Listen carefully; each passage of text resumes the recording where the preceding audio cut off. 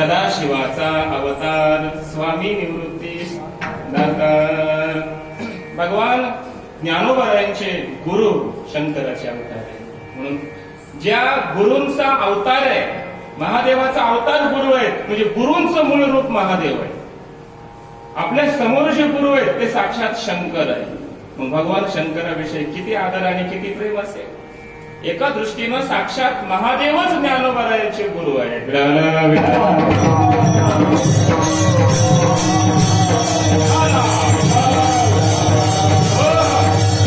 हे त्याचं कारण सापडतंय. गुरु आहे मग गुरुला वंदन केलं पाहिजे. पहिलं उत्तर झालं, आता विस्तार नाही करत. दुसरं उत्तर आहे का, ज्ञानोबारायांची परंपरा कुठून आली? कुठून?